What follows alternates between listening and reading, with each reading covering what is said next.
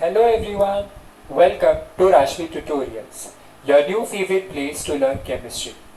If you think chemistry is boring, confusing, and full of tough reactions and scary equations, then trust me, it is about to change. On this channel, we are going to break down each and every concept in the simplest way possible. So no more mugging up, no more confusion. From basic to advanced topics, we'll cover it all together. My mission is to make chemistry your strongest subject and maybe even your favorite one. So do hit the subscribe button and turn on the notifications and get ready to learn chemistry in the most simple and exciting way only on Rashmi Tutorials. So let's begin with the next topic, which is properties and their measurement. अब कल last lecture में हम लोग ने matter के बारे में जो है वो पढ़ा था, राइट? कि मैटर क्या होता है?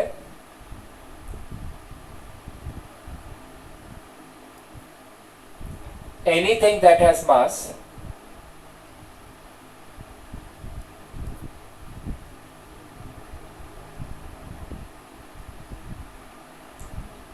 and occupies space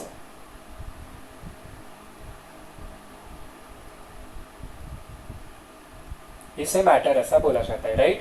कि यूनिवर्स में ऐसी कोई चीज होगी जिसका कोई ना कोई मास है एंड वो स्पेस अगर ऑक्यूपाई कर रहा है तो उसे मैटर ऐसा बोला जाता है.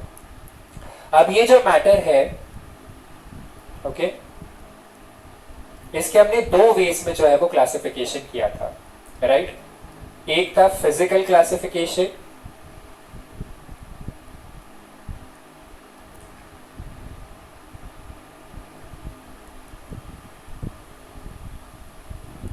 and the other one was chemical classification. Chemical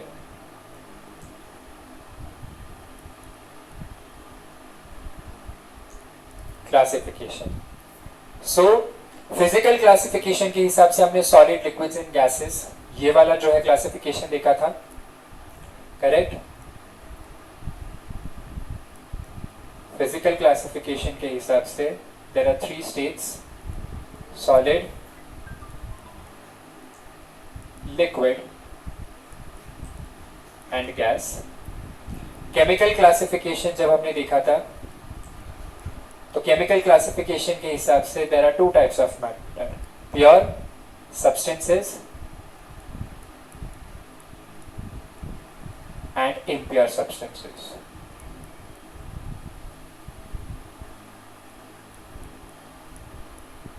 right?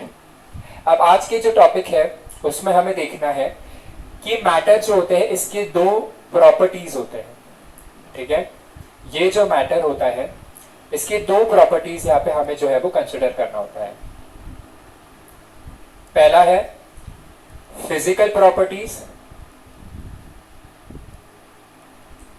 Okay, पहला है फिजिकल प्रॉपर्टीज एंड दूसरा है केमिकल प्रॉपर्टीज. Chemical properties. अब ये जो फिजिकल प्रॉपर्टीज है, this is based on the physical appearance. Based on physical appearance. Physical appearance मतलब वो दिखने में कैसा है, कलर कैसा है, ओडर कैसा है, बॉइलिंग पॉइंट क्या है, मेल्टिंग पॉइंट क्या है, ये सारी चीजें जो है that is called as physical appearance. And according to physical appearance यहाँ पे मैटर का एक प्रॉपर्टी होता है जिसे फिजिकल प्रॉपर्टीज ऐसा बोला जाता है, ओके? अब अगर हम बात करें केमिकल प्रॉपर्टीज की, तो केमिकल प्रॉपर्टीज जो होता है that is based on chemical composition. अब लास्ट इसमें हम लोग ने डिस्कस किया था कि केमिकल कॉम्पोजिशन का मतलब क्या होता है, तो वो जो सब्सटेंस है वो किस चीज से बना हुआ है, कौन से एटम्स है, कौन से मॉलिक्यूल्स प्रेजेंट है उसमें, that is said to be chemical composition. So based on chemical composition ये जो प्रॉपर्टीज होती है उसे केमिकल प्रॉपर्टीज ऐसा बोला जाता है, ओके? तो सबसे पहले will talk about physical properties, okay?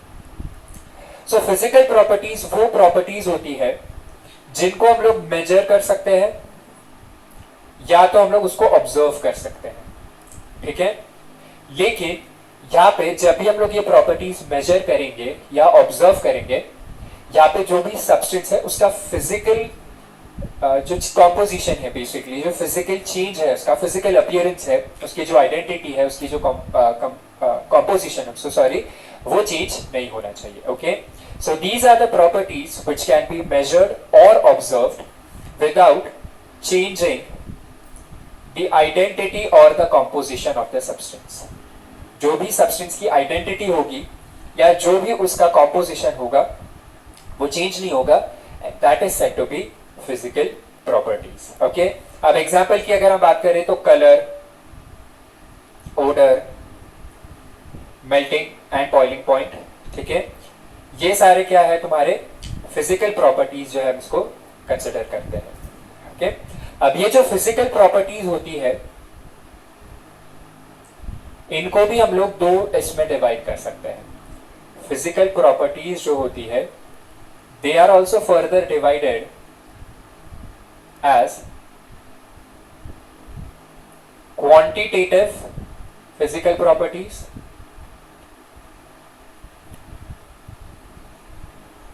and दूसरा होता है qualitative physical properties, ठीक है। फिजिकल प्रॉपर्टीज भी जो है वो दो तरह के होते हैं, quantitative physical properties and qualitative properties. Okay, अब क्वांटिटेटिव प्रॉपर्टीज वो प्रॉपर्टीज होती है जो हम मेजर कर सकते हैं, विच कैन बी मेजर्ड, जो हम लोग मेजर कर सकते हैं।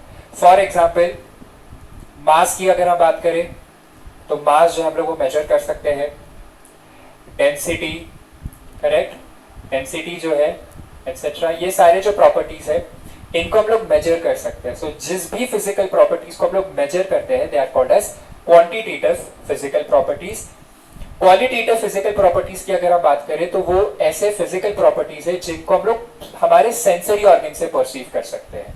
तो ये वाले जो प्रॉपर्टीज होते हैं they are perceived by our senses, ये हमारे सेंसेस से जो हम लोग वो परसीव कर सकते हैं। अब अगर हम इसके एग्जांपल्स की बात करें तो सबसे पहला आता है कलर, राइट। हम कलर जो है वो आंखों से देख के बता सकते हैं। देन उस सब्सटेंस का जो ओडर होता है, स्मेल जो होता है, ओडर, ये सारे जो प्रॉपर्टीज होते हैं फिजिकल प्रॉपर्टीज, इन्हें क्वालिटेटिव प्रॉपर्टीज ऐसा बोला जाता है। ओके, तो आई होप फिजिकल प्रॉपर्टीज समझ में आ गया होगा। तो ये ऐसे प्रॉपर्टीज होते हैं जिनको हम लोग मेजर कर सकते हैं या ऑब्जर्व कर सकते हैं विदाउट चेंजिंग द कॉम्पोजिशन और the identity of the substance.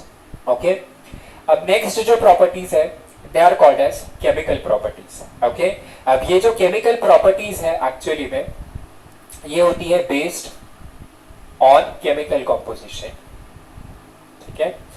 So chemical composition change होता है यहाँ पे बेसिकली, एंड यहाँ पे केमिकल चेंज जो है वो ऑकर होता है, एंड इसलिए यहाँ पे इसको केमिकल प्रॉपर्टीज ऐसा बोला जाता है। Okay, so chemical properties require a chemical change to occur. So chemical properties होने के लिए, ओके, उस सब्सटेंस का केमिकल चेंज होना बहुत ज्यादा जरूरी होता है। अब केमिकल चेंज क्या होता है हमें पता है कि वो जो सब्सटेंस है उसका क्या हो जाता है, केमिकल कॉम्पोजिशन जो है वो चेंज हो जाता है। Okay, so chemical properties are दो सब्सटेंसेस और दो प्रॉपर्टीज जहां पे एक केमिकल चेंज जो है वो होता है, केमिकल चेंज होना चाहिए, and that is said to be chemical properties. Examples की अगर हम बात करें तो एसिडिटी, ओके, सबसे पहला आता है एसिडिटी। हमें पता है कि एक ऐसी प्रॉपर्टी है जहां पे वो सब्सटेंस जो है, ओके, वो H+ आयन रिलीज करता है जब वो पानी के अंदर डिसॉल्व किया जाता है। बेसिसिटी होती है वो प्रॉपर्टी, ओके, एसिडिटी वो प्रॉपर्टी होती है कि जब भी कोई कंपाउंड पानी में डिसॉल्व होता है तो it releases H+ ions. Okay, acidity is that substance कि a substance releases H+ ions when dissolved in water. When dissolved in water. Okay, basicity वो सब्सटेंसेस वो होती है प्रॉपर्टी, ओके, जहां पे a substance releases OH minus ions when dissolved in water.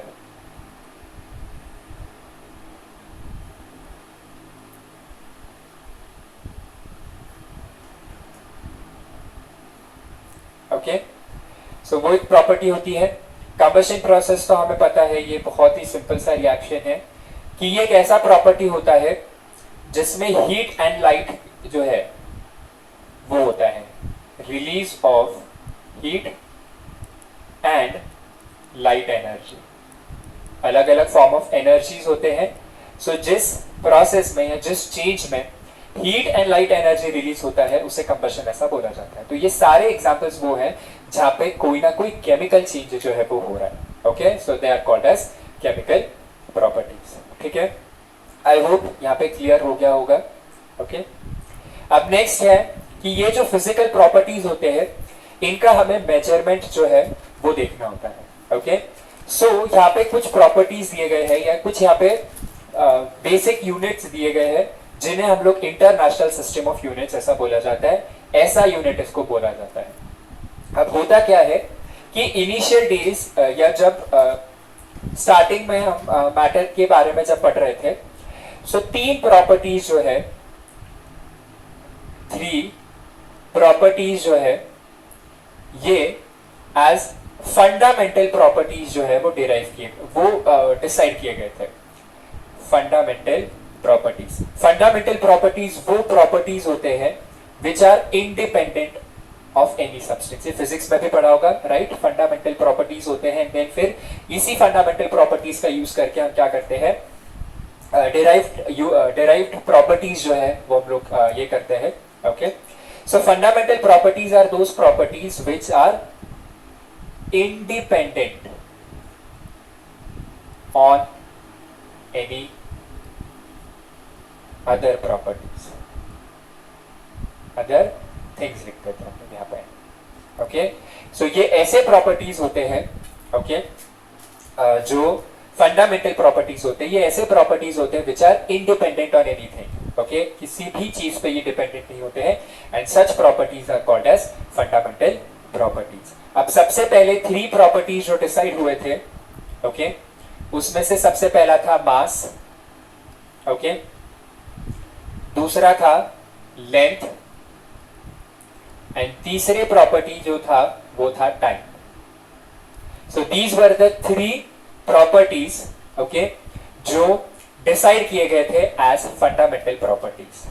Okay, अब हुआ क्या यहाँ पे कि इन प्रॉपर्टीज को मेजर करने के लिए अलग अलग सिस्टम्स जो है वो यहाँ पे बनाए गए थे. ओके, सबसे पहला जो सिस्टम था, ओके, उस सिस्टम को बोला जाता है सीजीएस यूनिट. ठीक है, सबसे पहला जो यूनिट था वो बनाया गया था CGS unit of system. Okay, पहले इरेज ये वाला. Okay,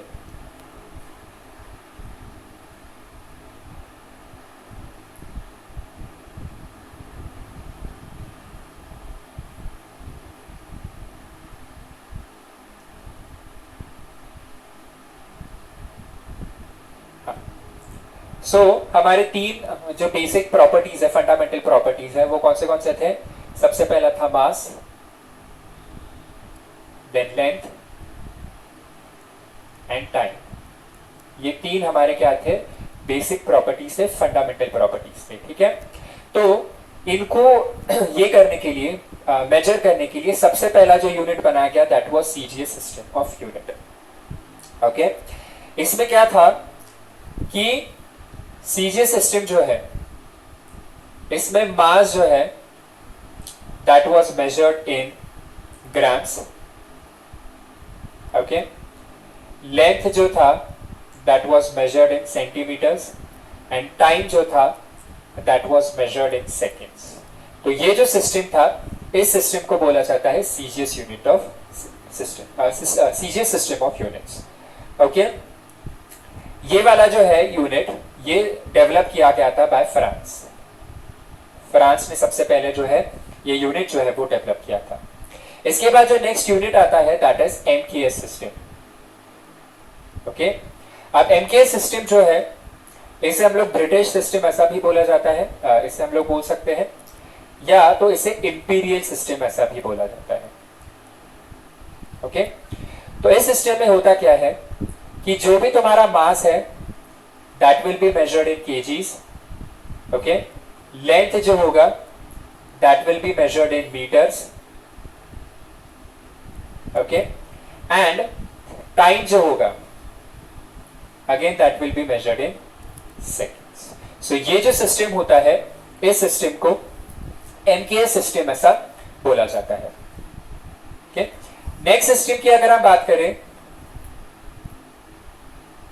I am so sorry guys, थोड़ा सा यहाँ पे करेक्शन आई डू। ये एमकेएस सिस्टम जो है ओके ये ब्रिटिश ने नहीं किया था, ये फ्रांस ने दिया था एक्चुअल में। ओके, ये जो सिस्टम है ये भी फ्रांस ने ही दिया था, जिसमें टाइम जो है वो किस में मेजर किया जाएगा, सेकंड्स में जो है वो मेजर किया जाएगा। एंड लास्ट जो सिस्टम था उसे हम लोग बोलते हैं एफपीएस सिस्टम। अब एफपीएस सिस्टम ये वाला जो यूनिट है, ये जो सिस्टम होता है, इस सिस्टम को हम लोग ब्रिटिश सिस्टम या इंपीरियल सिस्टम ऐसा बोला जाता है। ओके, जिसमें मास जो है ओके वो पाउंड्स में मेजर किया जाता है, लेंथ जो है वो फुट में मेजर किया जाता है, एंड टाइम जो है वो सेकंड्स में जो है वो मेजर किया जाएगा। ओके, सो ये कुछ सिस्टम्स थे। अब ऑब्वियसली यहाँ पे बहुत सारे सिस्टम्स थे, तो इन सभी सिस्टम्स का एक कॉमन सिस्टम निकालना था, क्योंकि अलग अलग कंट्रीज में सभी का यूनिट जो था वो अलग अलग था। तो ऑब्वियसली चीज है कि यहाँ पे क्या हो सकता है, कंफ्यूजन जो है वो क्रिएट हो सकता है। So to avoid this confusion okay, यहाँ पे सभी के सहमति से, सभी का एक मत होके यहाँ पे एक कॉमन सिस्टम जो है वो बनाया गया था, जिसे आज की डेट में हम लोग इंटरनेशनल सिस्टम ऑफ यूनिट्स ऐसा बोलते हैं, या सिंपल हम उसे ऐसा यूनिट जो ऐसा बोल सकते हैं। ठीक है, तो ऐसा सिस्टम इसीलिए बनाया गया था कि ताकि सभी जगह पे ये जो यूनिट्स है वो कॉमन रहे। अब ये जो ऐसा यूनिट है ओके ये 7 फंडामेंटल प्रॉपर्टीज को लेके बनाया गया था। 7 फंडामेंटल प्रॉपर्टीज जो है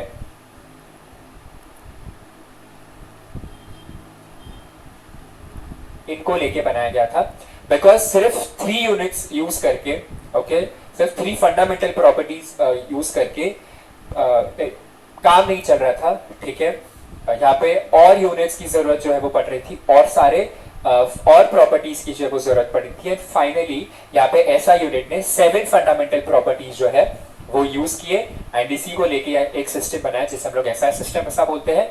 तो यहाँ पे सामने एक चार्ट दिया गया है, सारे जो तुम्हारे 7 फंडामेंटल प्रॉपर्टीज है, ये जो फंडामेंटल प्रॉपर्टीज है ये किसी भी प्रॉपर्टी पे, किसी भी चीज पे जो है वो डिपेंडेंट नहीं होते हैं। एंड इन्हीं 7 प्रॉपर्टीज का यूज करके हम लोग बाकी की यूनिट्स जो है वो डिराइव करते हैं, जिन्हें डिराइव्ड प्रॉपर्टीज ऐसा बोला जाता है। तो सबसे पहला जो यूनिट आता है हमारा फंडामेंटल क्वांटिटी आता है, that is called as length. ठीक है, मीटर होता है इसका ऐसा यूनिट, एंड इसका सिंबल होता है स्मॉल एम। ठीक है, मास होता है, हम ऐसा यूनिट में किलोग्राम्स में हम लोग यूज करते हैं, इसको मेजर करते हैं, इसका होता है केजीज, टाइम सेकंड में मेजर किया जाता है। इलेक्ट्रिक करंट जो होता है ओके वो होता है एम्पियर। ओके, टेम्परेचर होता है केल्विन। ओके, के से हम लोग रिप्रेजेंट करते हैं। हाँ, यहाँ पे सबसे जो इंपॉर्टेंट प्रॉपर्टी हमें देखने को मिलेगी वो है अमाउंट ऑफ सब्सटेंस की। अमाउंट ऑफ सब्सटेंस क्या है, कितना सब्सटेंस हम लोग ले रहे हैं, क्योंकि ऑब्वियसली केमिस्ट्री की हम बात कर रहे हैं, तो यहाँ पे हम लोग सब्सटेंस के बारे में जो है वो यहाँ पे बात करेंगे। एंड इसका जो सिस्टम है, ऐसा सिस्टम हम इसको बोलते हैं मोल। ओके, इसका सिंबल भी क्या है, मोल होता है। ठीक है, इसका ऐसा यूनिट है मोल, सिंबल भी हम लोग मोल में लिखते हैं। तो ये जो अमाउंट ऑफ सब्सटेंस है इसकी जो यूनिट होती है, एक जो क्वांटिटी है, हम लोग इसको मोल्स में जो है वो मेजर करेंगे। मोल कॉन्सेप्ट आगे जो है तुम लोग पढ़ोगे। एंड लास्ट है ल्यूमिनस इंटेंसिटी, जो कि हम लोग रिप्रेजेंट करते हैं कैंडेला से, विच इज सी डी जो है यहाँ पे इसको देखने को मिलता है। तो these are the 7 fundamental properties okay which are independent on anything, and इन्हीं को यूज करके हम लोग बाकी के जो है प्रॉपर्टी ठीक है। अब नेक्स्ट है ये प्रीफिक्सेस, ठीक है।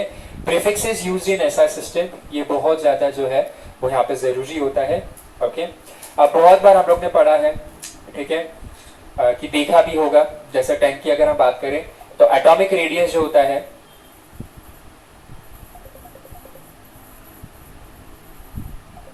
ओके, एटॉमिक रेडियस जो होता है that is nothing but what,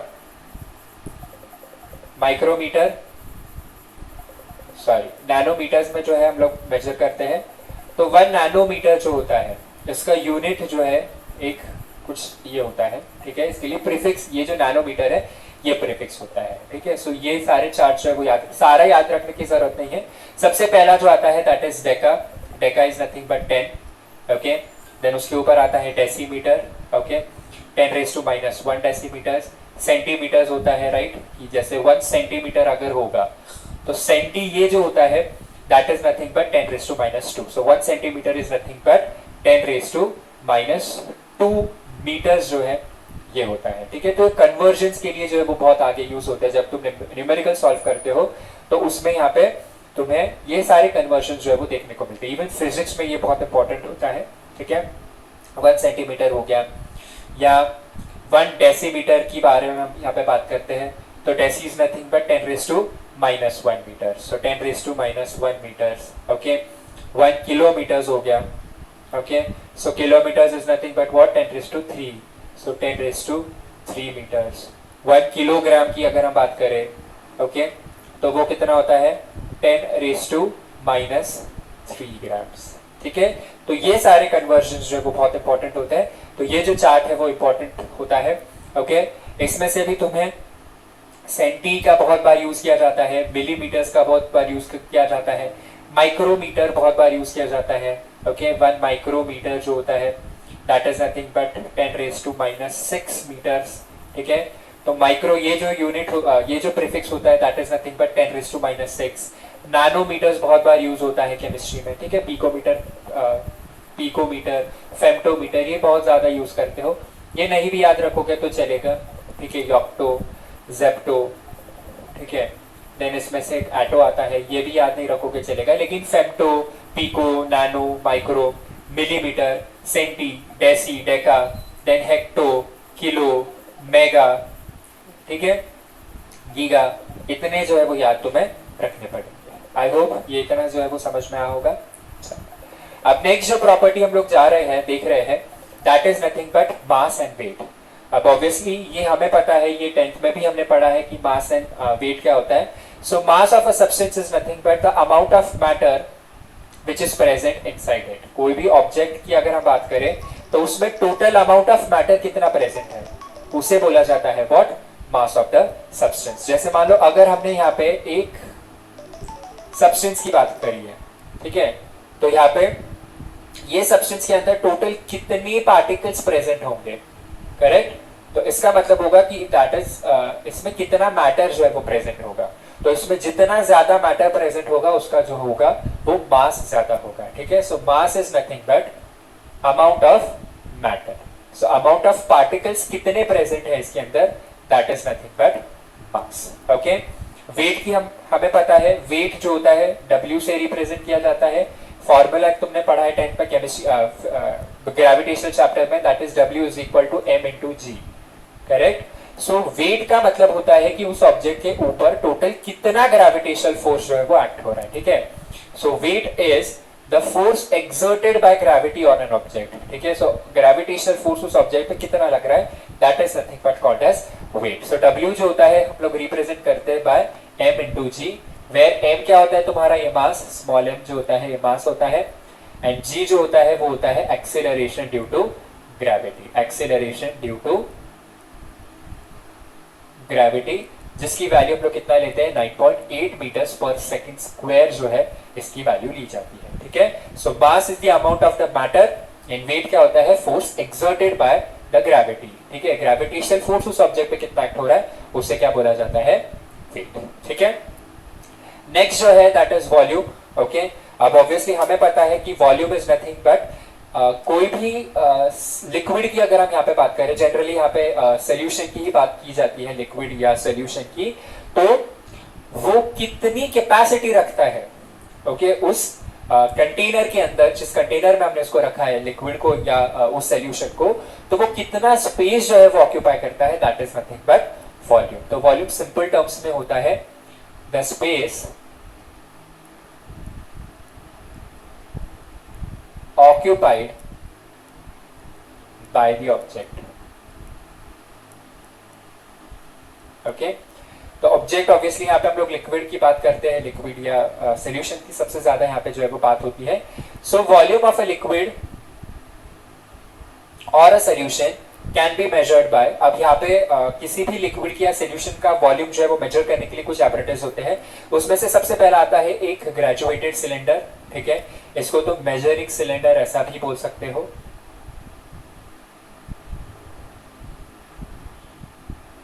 measuring cylinder इसको बोला जाता है। सी द फर्स्ट इमेज जो है यहाँ पे हमें मेजरिंग सिलेंडर के बारे में देखने को मिलता है। ये इधर ग्लास का हो सकता है, प्लास्टिक का हो सकता है। यहाँ पे ये जो है इस पे रीडिंग्स होते हैं एंड अकॉर्डिंगली जो है वो तुम लोग मेजर कर सकते हो। दूसरा है ब्यूरेट, ओके। ब्यूरेट होता है दिस, ओके। यहाँ पे पूरा वो लिक्विड जो है वो फिल किया जाता है एंड यहाँ पे एक नॉब होता है। ये स्पेसिफिकली टाइट्रेशन, अब आगे जब प्रैक्टिकल्स करोगे तो ये सारे जो इक्विपमेंट्स है, ये सारे जो अपरेटस है तुम्हें यूज करना होता है। यहाँ पे एक नॉब होता है एंड टाइट्रेशन के वक्त कितना अमाउंट ऑफ सब्सटेंस तुम्हें ऐड करना है, तो अकॉर्डिंगली तुम यहाँ पे जो है वो ऐड कर सकते हो। इसको बोला जाता है पिपेट, ओके। अलग अलग मेजरिंग, अलग अलग मेजर्स के अलग अलग वॉल्यूम के यहाँ पे पिपेट्स आते हैं। 10 ml होता है, 50 ml होता है, 25 ml होता है। तो अकॉर्डिंगली तुम वो सोल्यूशन जो है वो तुम मेजर कर सकते हो। एंड लास्ट इसको बोला जाता है वॉल्यूमेट्रिक फ्लास्क, ठीक है। यहाँ पे अगर तुम देख सकते हो तो 100 ml का यहाँ पे एक वॉल्यूमेट्रिक फ्लास्क लिखा है। यहाँ पे एक लाइन होता है, ठीक है, ठीक है, यहाँ पे एक लाइन होता है। तो अगर इस सोल्यूशन को, अगर मान लो हमें सोल्यूशन बनाना है और उसको अगर तुम्हें डाइल्यूट करना है, ठीक है, तो थोड़ा सा सोल्यूशन ऐड करके हम इसमें पानी जो है वो ऐड कर देते हैं। तो अप टू दिस मार्क जो है हम वो सोल्यूशन ऐड करते हैं या तो पानी ऐड करते हैं।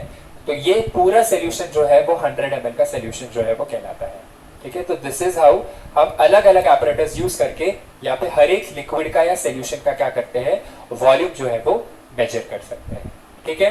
अब इसकी यूनिट की अगर हम बात करें तो इसका यूनिट हम लोग लीटर्स में भी हम लोग वॉल्यूम जो है वो मेजर कर सकते हैं, मिलीलीटर्स में जो है वो मेजर कर सकते हैं।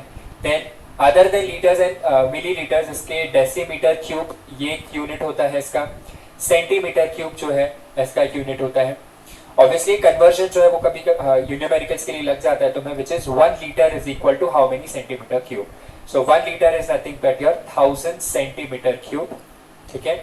And decimetre cube is nothing but 1 decimetre cube. So 1 litre is nothing but 1 decimetre cube. ये एक रिलेशन जो है वो तुम्हें याद रखना है। This is very important for numericals, ठीक है। ये है वॉल्यूम के जो है unit. 1 litre is equal to 1000 ml, ये और एक हमें पता होता है, करेक्ट। तो ये कुछ यूनिट्स होते हैं जो हमें याद रखना होता है, ओके। चलो नेक्स्ट है डेंसिटी। ऑब्वियसली डेंसिटीज हमें पता है। डेंसिटी का मतलब होता है the degree of heaviness. Density का मतलब होता है कि ऐसी प्रॉपर्टी होता है जो हमें क्या बताता है, डिग्री ऑफ हैवीनेस जो है वो बताता है कि वो जो ऑब्जेक्ट है वो कितना हैवी या कितना हल्का है, ये हमें बताता है। अगर कोई ज्यादा डेंसिटी अगर है ज्यादा किसी ऑब्जेक्ट की तो वो ज्यादा उसकी डेंसिटी होती है, और अगर कोई हल्का है ऑब्जेक्ट, ठीक है, तो हम बोलते हैं उसकी डेंसिटी जो है वो कम होगा। सो डेंसिटी जो होता है उसका एक फॉर्मूला होता है, this is the amount of mass upon per unit volume, ठीक है। सो यहाँ पे उसका फॉर्मूला आता है एक डेंसिटी का, which is density is equal to mass upon volume, okay. So density is nothing but mass upon volume. Mass to volume का रेशियो जो होता है उसे हम लोग डेंसिटी ऐसा बोलते हैं।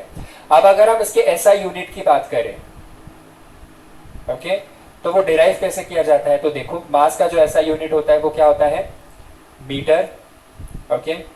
सॉरी मास है तो केजीज में इसका मेजर किया जाएगा, सो सॉरी, ठीक है। मास जो यूनिट होता है इसका वो हम लोग मेजर करते हैं किसमें, केजी मीटर क्यूब में, ठीक है। सो केजी अपॉन वॉल्यूम जो होता है that is nothing but metre cube में जो है जनरली हम लोग मेजर करते हैं। वॉल्यूम जो होता है generally length into breadth into height ऐसा किया जाता है।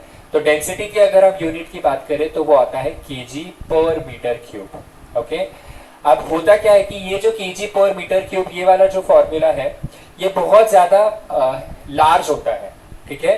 तो इसको स्मॉल क्वांटिटीज पे एप्लीकेबल बनाने के लिए ये जो यूनिट होता है हम इसको कन्वर्ट करते हैं इनटू ग्राम्स पर सेंटीमीटर क्यूब। सो जो डेंसिटी का यूनिट आता है ऐसा unit that is nothing but grams पर सेंटीमीटर क्यूब, ठीक है।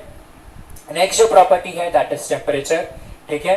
अब टेम्परेचर की अगर हम बात करें तो अगर कॉमन टर्म्स में अगर हम बात करें टेम्परेचर तो वो होता है degree of hotness and coldness, degree of hotness and coldness, ठीक है। ये हमें पता कैसे चलता है, ये पता चलता है हमें टेम्परेचर स्केल से, ठीक है। दो तरह के टेम्परेचर स्केल होता है, टेम्परेचर स्केल्स। सो हमें पता चलता है कि वो ऑब्जेक्ट जो है वो कितना गर्म या कितना कोल्ड है। एग्जैक्ट डेफिनेशन की अगर हम बात करें, टेम्परेचर की अगर हम एग्जैक्ट डेफिनेशन की बात करें तो that is nothing but average kinetic energy. Average kinetic energy is nothing but temperature. अब होता क्या है कि मान लो यहाँ पे एक हम बीकर ले रहे हैं एंड इस बीकर में एक लिक्विड को हम लोग हीट कर रहे हैं, ठीक है। तो इसमें ये सारे पार्टिकल्स जो है वो प्रेजेंट है। तो हमें चेक करना है कि इन पार्टिकल्स में से सबसे ज्यादा काइनेटिक एनर्जी जिसकी ज्यादा होगी वो होता है टेम्परेचर। ओके, अब टेम्परेचर को मेजर करने के लिए तीन कॉमन स्केल्स होती है। पहला होता है डिग्री सेल्सियस, एक होता है डिग्री फ़ारेनहाइट एंड एक होता है केल्विन। ऐसा यूनिट जो होता है वो होता है केल्विन, ठीक है।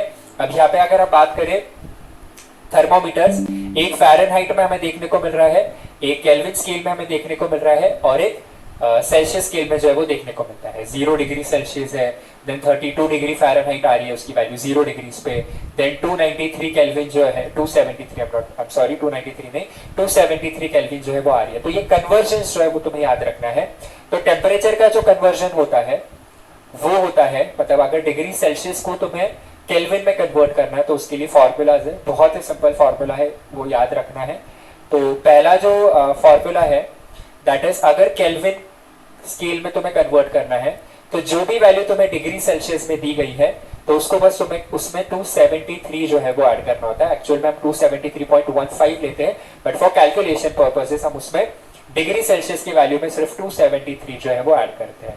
एंड इसलिए अगर तुमने देखा होगा यहाँ पे 0 डिग्री जो है, ओके 0 डिग्री सेल्सियस में दिया है, सो 0 प्लस हम लोग ने 273 किया, ये वैल्यू आ जाती है 273 केल्विन। सो अगर कोई लिक्विड 0 डिग्रीज पे है तो उसका टेम्परेचर केल्विन स्केल में कितना होगा, 273 केल्विन होगा। ओके, वैसे ही अगर मान लो मुझे केल्विन स्केल से या डिग्री सेल्सियस जो है उसको फ़ारेनहाइट में जो है वो कन्वर्ट करना है, ओके तो उसके लिए जो रिलेशन आता है that is degree Fahrenheit is equal to 9/5 into degree Celsius plus 32, okay plus 32। So जो भी तुम्हारी डिग्री सेल्सियस की वैल्यू है उसमें तुम्हें क्या ऐड करना है, ये ऐड करना है 32, ओके 9/5 से उसको पहले मल्टीप्लाई करना है डिग्री सेल्सियस एंड देन उसको 32 पे करना है। जैसे एग्जांपल की अगर हम बात करें 0 डिग्रीज पे था हमारा temperature at 0 degrees, so 9/5 into 0 हो गया तो पूरा 0 हो गया प्लस 32 हो गया। सो अगर हम फ़ारेनहाइट की बात करें तो ये क्या होता है यहाँ पे 32 डिग्रीज जो है वो फ़ारेनहाइट यहाँ पे हमें देखने को मिलता है। So these were some physical properties जो यहाँ पे हम लोग ने देखे थे। तो यहाँ पे we are concluding the lecture. I hope सारे के सारे बेसिक चीजें जो है वो क्लियर हो गए होंगे। ठीक है, मिलते हैं अगले वीडियो में। Till then bye bye.